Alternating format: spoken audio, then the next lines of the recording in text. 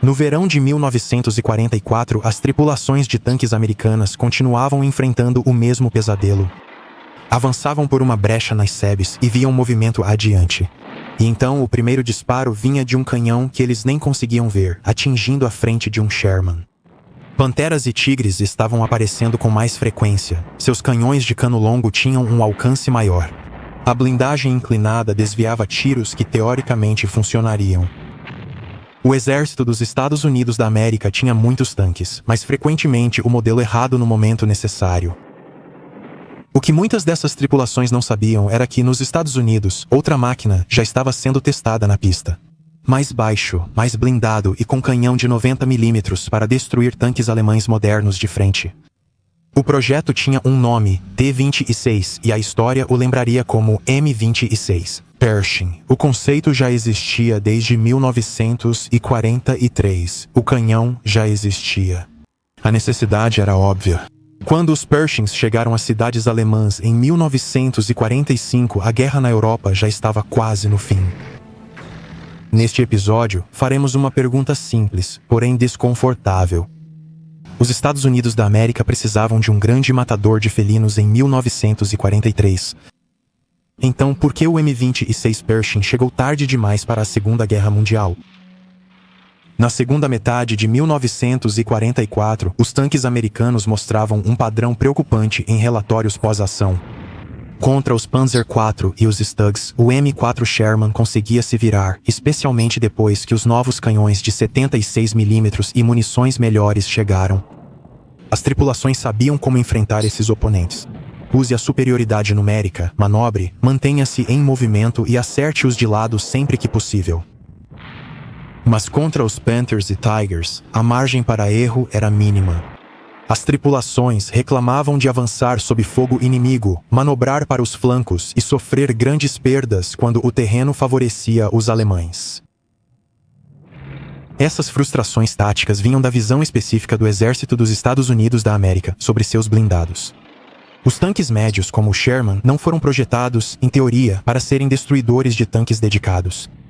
Foram feitos para apoiar a infantaria, explorar brechas e avançar. A tarefa de combater tanques inimigos deveria pertencer a uma força separada de destruição de tanques, com canhões rebocados ou autopropulsados, armas de 3 polegadas e 90 mm posicionadas para emboscar blindados que se aproximassem. Num slide doutrinário, essa divisão de tarefas parecia organizada. Lá no bocage e nas florestas, isso muitas vezes significava que a arma errada estava no lugar errado na hora errada. As unidades de tanques enfrentavam blindados alemães, intencionalmente ou não, usando máquinas cada vez mais em desvantagem frontal. No inverno de 1944 a 45, após o choque da ofensiva das Ardenas, o comando europeu enviava mensagens mais incisivas a Washington. Precisamos de blindagem mais forte, de um canhão capaz de destruir um Panther de frente, e disso com urgência. A ironia é que em algum lugar de Detroit e nas pistas de teste de Aberdeen, os contornos dessa resposta já estavam ali, cobertos por lonas. O Pershing não surgiu de repente em 1945. Sua história começa em 1942, quando os primeiros alemães entraram em produção. O Departamento de Armamentos dos Estados Unidos da América sabia desde o início que o M4 era, de muitas maneiras, uma solução temporária. Ele tinha um casco relativamente alto, seu anel da torre era estreito, sua suspensão e transmissão eram comprovadas, mas não ideais para receber canhões cada vez maiores e blindagem extra. Não havia muito espaço para crescer. Os engenheiros começaram a trabalhar no que foi chamado de Série T-20, uma família de tanques experimentais T-20, T-22, T-23 que testavam novas transmissões, silhuetas mais baixas e, eventualmente, novos canhões. Esses protótipos ainda carregavam canhões de 75 mm ou 76 mm, mas esse não era o objetivo. Eles eram bancadas de teste para um tanque americano de próxima geração. O DNA do Pershing já é visível nas pranchetas e bancadas de teste. Blindagem mais baixa e melhor inclinada que a do Sherman, anel de torre mais largo para canhões maiores e suspensão por barra de torção, em vez das molas verticais, volute do Sherman. Os Estados Unidos estavam basicamente praticando para um futuro veículo de combate mais pesado, enquanto o M4 padrão carregava o fardo no exterior. Em 1943, o combate no norte da África e os primeiros encontros com o Tiger aceleraram ainda mais tudo. O Departamento de Armamentos propôs tanques que não eram mais apenas Shermans melhorados, mas algo claramente de uma classe mais pesada. Dois novos projetos surgiram, o T-25 e o T-26. O T-25 era um tanque médio com canhão de 90 mm e blindagem similar à do Panther. O T-26 tinha poder de fogo semelhante, com proteção ainda mais pesada, e estava entrando no que todos agora tinham que admitir ser território de tanque pesado. Em 1943, o Pershing já tinha o coração, layout do casco, barra de torção, suspensão, grande anel da torre e o canhão M3 de 90 mm. O conceito já estava lá. A necessidade estava se tornando óbvia. Porque as tripulações dos Estados Unidos da América ainda enfrentavam Panthers com Shermans em 1944. É aqui que a história sai da pista de testes e vai para a sala de reuniões. O primeiro grande motivo pelo qual o Pershing chegou atrasado não tem nada a ver com aço ou motores, tem a ver com doutrina e burocracia. No Exército dos Estados Unidos da América, duas instituições poderosas entraram em conflito sobre o desenvolvimento de tanques. O Departamento de Armamentos projetava, testava e construía o equipamento. As forças terrestres do Exército, lideradas pelo general Leslie McNair, definiam doutrina, treinamento e necessidades do Exército. No Departamento de Armamentos, Gladion Barnes e, inicialmente, Jacob Devers, da Força Blindada, acompanharam o desenvolvimento dos tanques alemães e defendiam um tanque mais bem armado e protegido, com canhão de 90 mm. Eles viram no T-26 o sucessor lógico do Sherman e a resposta aos futuros blindados alemães. McNair e as forças terrestres do exército viam algo diferente. Para eles, os tanques pesados pareciam problemáticos. McNair priorizava mobilidade e confiabilidade, preferindo padronização e simplicidade a múltiplas famílias de tanques, e mantinha confiança na doutrina dos destroyers de tanques contra blindados inimigos. O T-26 parecia pesado, lento, exigia muita manutenção e era logisticamente complicado. Ele sobrecarregaria pontes, dificultaria o transporte e consumiria a produção. Essa capacidade poderia ser usada para produzir mais Shermans e mais destroyers de tanques. Então, durante todo o ano de 1943, toda vez que o Departamento de Armamentos pressionava por pedidos de produção em larga escala do T-26, as forças terrestres do exército resistiam. A mensagem era: não precisamos de um tanque pesado, melhorem o Sherman, construam mais destroyers de tanques. Com a evolução dos blindados alemães e os relatos da Europa e do Mediterrâneo, o debate se intensificou, com o Departamento de Armamentos destacando os desafios previstos em campanhas futuras. Pediram a produção dos modelos T-23, T-25 e T-26. McNair resistiu. Pesquisas pós-guerra, baseadas em arquivos de armamentos, mostram que o General Devers contornou McNair e levou o caso direto ao chefe do Estado-Maior, George Marshall. Em 16 de dezembro de 1943, Marshall ficou do lado da artilharia. Ele autorizou a produção de 250 tanques T-26E1, superando as objeções de McNair e liberando o programa de tanques pesados. À primeira vista, parece o ponto de virada, quando os Estados Unidos da América decidiram criar seu matador de Panther. Ao analisar o momento, percebe-se o problema. Essa decisão ocorreu no final de 1943. O projeto ainda precisava de ajustes, as fábricas ainda tinham que se preparar, os fornecedores ainda tinham que ser organizados, e as forças terrestres do exército não simplesmente desapareceram do processo. O ceticismo deles resultou em exigências por mais testes, comprovações e mudanças incrementais, cada uma custando tempo. Mesmo com a aprovação de Marshall, o T-26 precisava provar que realmente funcionava em campo. Lembre-se, a família T-20 não era apenas um Sherman com mais blindagem sob a blindagem. Ela usava novas transmissões, nova suspensão, uma torre mais pesada e um canhão novinho de 90 mm. Tudo isso mudou a distribuição de peso, as forças de recuo e as exigências de manutenção. Os testes em Aberdeen e Fort Knox logo mostraram vários problemas: superaquecimento, falhas na transmissão, suspensão ruim com carga pesada e falta de confiabilidade, comparado aos mecanismos simples e bem conhecidos do Sherman. Para engenheiros de armamentos, esses eram problemas iniciais comuns resolvidos durante o aumento da produção.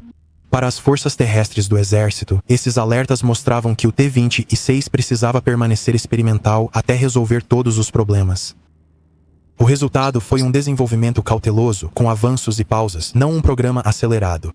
Testar, ajustar, testar novamente, preencher a papelada, construir pequenos lotes piloto e então testar de novo. Enquanto isso, o Sherman continuava saindo das linhas de produção aos milhares. Só no final de 1944 as coisas finalmente se encaixaram. A configuração aprimorada foi padronizada como T-26E3, pois os comitês de armamentos a consideraram muito superior a qualquer tanque americano similar em peso e velocidade. Nesse momento, as ordens de produção começaram a se transformar em veículos reais. Mas os calendários importam. Quando o T-26E3 foi padronizado, a guerra na Europa já estava em seu último ano. A padronização não coloca tanques em navios como mágica.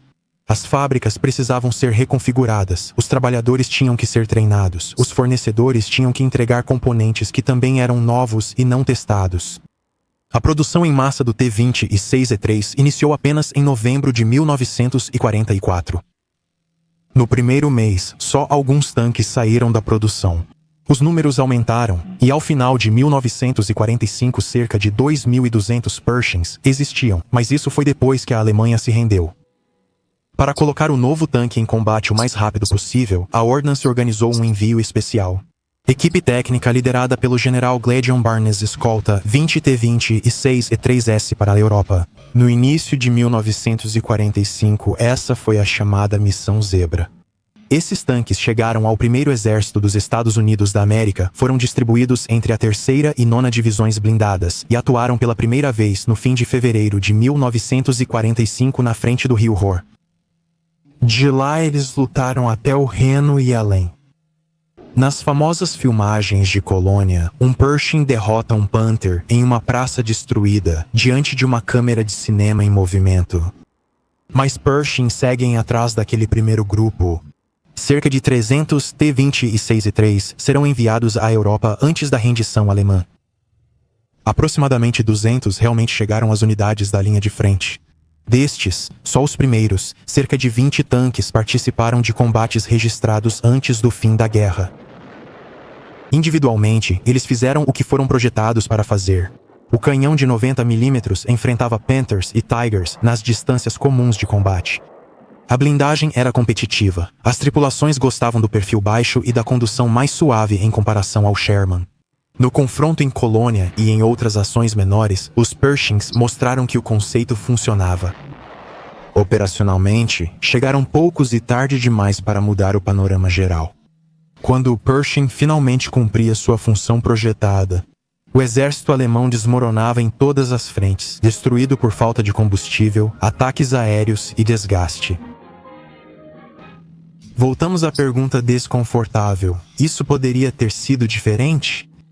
Os Pershings poderiam ter lutado na Normandia, ou pelo menos em maior número, no final de 1944. Mais tripulações de Sherman poderiam ter recebido o canhão de 90 mm e blindagem reforçada antes do fim dos combates. Alguns críticos, olhando para trás com o benefício da retrospectiva, argumentam que a resposta é sim. Eles apontam que engenheiros americanos já estavam trabalhando em projetos mais pesados desde 1942. Eles observam que o canhão de 90 mm já existia e que o Departamento de Armamentos solicitou produções mais ambiciosas que foram recusadas. Eles dizem que, se o exército priorizasse o T-26 antes, ele poderia estar sendo produzido em massa em 1944. Outros são mais cautelosos. Eles enfatizam o quão reais eram os problemas técnicos nas primeiras séries T-20. Eles nos lembram que nenhum tanque, incluindo o Sherman, saiu da linha de produção perfeitamente. Eles destacam o risco de substituir toda a força blindada americana por um sistema de transmissão e suspensão não testado durante a guerra. E eles apontam para o enorme impulso do programa Sherman. fábricas, treinamento, peças e logística desenvolvidos para um projeto já conhecido. Qualquer mudança brusca em relação a isso teria significado menos tanques no curto prazo, numa época em que a quantidade ainda era extremamente importante. A verdade deve estar entre esses extremos. Os responsáveis achavam que sua doutrina fazia sentido e que o Sherman, com destroyers de tanques, era suficiente. Eles achavam a estabilidade na produção mais importante do que buscar toda nova ideia do campo de testes. No final, o atraso do Pershing não foi culpa de um único vilão ou de uma única decisão ruim. Isso resultou de doutrinas que subestimaram o papel dos tanques médios em combates entre tanques, de conflitos burocráticos entre projetistas de tanques e autores de manuais, desafios técnicos para produzir uma nova geração de tanques e um sistema de produção de guerra otimizado para o Sherman que resistia a mudanças.